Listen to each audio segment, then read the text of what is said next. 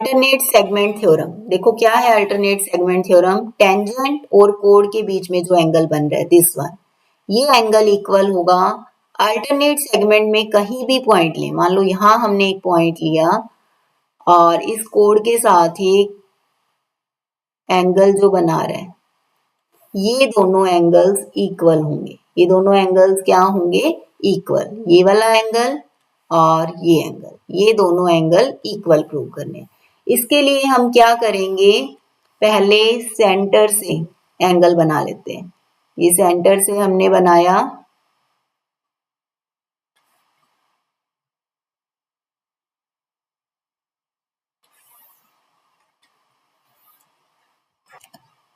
हमें प्रूव करना है एंगल ये वाला BAP, BAP जो एंगल है वो किसके इक्वल होगा, ACB के, BAP जो है वो किसके इक्वल होगा, ACB कह लो या BCA, ये हमें प्रूव करना है। ये दोनों एंगल इक्वल होते हैं, अल्टरनेट सेगमेंट थ्योरम यही कहती है। अब हम इसे कैसे प्रूव करेंगे, देखो ये जो एंगल सेंटर है, ये एंगल OAP कितने का होगा, 90 डिग्री, टेंजेंट और रेडियस के बीच में एंगल 90 डिग्री होगा, तो हम यहाँ नंबर डाल देते हैं 1 2, तो एंगल 1 + 2 कितना हो गया, 90 डिग्री। तो यहां से एंगल 1 की वैल्यू आ गई 90 - 2, 1 की वैल्यू क्या आ गई, 90 - 2। अब देखो OA और OB क्या होंगी, इक्वल होंगी, ट्राइंगल की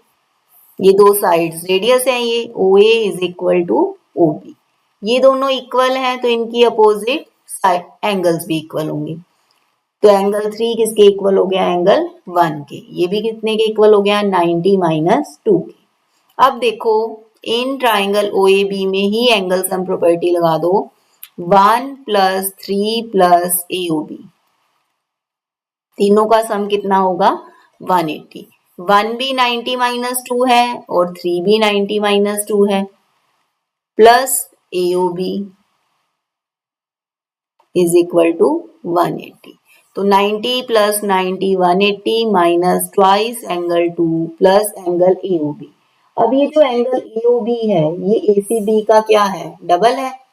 ये भी थ्योरम थी ना 9th क्लास में कि जो ये सेंटर एंगल है रिमेनिंग पार्ट के एंगल का क्या होता है, ये डबल होता है। तो यहां से हमने 180 180 कैंसिल हो गया,